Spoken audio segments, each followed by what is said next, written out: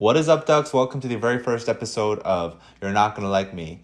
This is a unfiltered review of K-pop songs that I will be doing, your favorite canceled K-pop YouTuber. Today we're gonna take a look at Lady Gaga with Blackpink, their song Sour Candy. Now this song is part of a 16-song studio album from Lady Gaga that was released on May 29th. The song itself was released on May 28th, and the album was supposed to be released earlier this year in April, but it got delayed due to COVID-19. Lady Gaga has gone on record saying that she had a great time working with Blackpink. She even called herself a fifth member of Blackpink. And she said that Blackpink loves powerful women like a figure like Lady Gaga, and they had a great time together. I was really excited about this collaboration because not only is it a collaboration between two huge artists from the East and the West, but also it's been a while since Blackpink's released a song. The track Sour Candy is a mix of 90s dance pop, electro pop,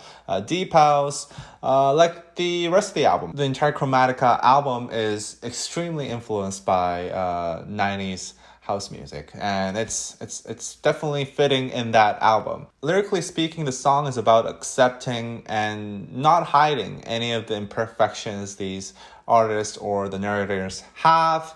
It talks about how they're like sour candy, you know? You might think you're sweet, but you're a mixed bag of emotions. There's a lot of different elements to you, and some of them you might not like, but you're gonna have to endure it if you want to meet me. And they really own that. Like, they really own, hey, I'm not just like a nice girl. I'm not just nice for you. I'm not gonna act really nice for you. I'm just me, and I have my own set of emotional issues and emotional baggage, and you're just gonna have to accept that if you want to meet me. And I feel like this is a song that's about accepting your imperfect self, and just letting it out, like letting the other person know that like you're gonna have to accept this if you want to be with me. And in some cases it goes to the territory of being intentionally an asshole. Like for example, here the line says, "Ask me to be nice, then I'll do it extra mean." So it's definitely an empowering song, I think, for not just women but anybody who's feeling like they're not enough. And it might not be the most lyrically complex or wittiest or smartest song in the world, but it's definitely got a meaning behind it, despite, on the surface level, seeming like it's just flirty lines. Now, on to my review of Sour Candy. I gotta admit, when the song was released the day before the actual album, and I heard it on its own, it was a little underwhelming for me. It did not seem all that memorable, and it was quite short. It's quite short. It's like 2 minutes 37 seconds, which is it felt like it was missing a drop or a highlight in the song. It felt like it was, you had an idea there and you try to roll with it, but it was never really elaborated to its full extent. But then when I listened to the entire album, within the context of the album, is actually pretty good. It has its place. There's a reason why the song is there. And Chromatica has a very 90s post-apocalypse cyberpunk feel to it. I mean, look at the MV of Rain On Me, look at the album art, and just hearing the sound of the album itself. It feels like a 90s house music with very dark, grimy synths, and also some metallic textures to it. Listening to this album, it just makes me imagine Gaga in this 90s cyberpunk world where she is performing in some foggy ass, grimy underground club to a small audience and 2 a.m, and it's all like really grimy and shit. And that's the aesthetic that I'm getting, that I'm imagining.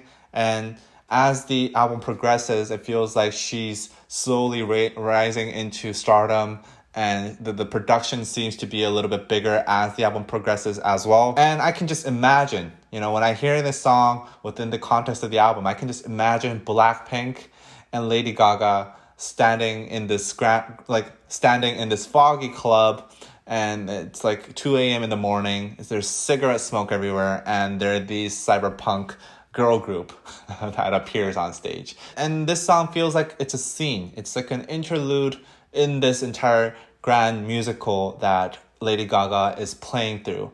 And I really, really enjoyed it from that aspect. And I think Lady Gaga picking Blackpink and also having them sing in Korean in this track was a very intentional and was a very great artistic choice, fitting the theme of this album. Because if you think about it, Seoul, South Korea's capital, has a lot of cyberpunk aesthetics to it. A lot of cyberpunk fans love the city of Seoul because of that.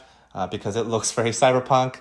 And what better way is there to level up the immersion of this post-apocalyptic cyberpunk world than having one of Korea's biggest girl groups, Blackpink. And having Blackpink singing Korean in this track makes it even more foreign, and it levels up the immersion of this entire album, and it's a great choice.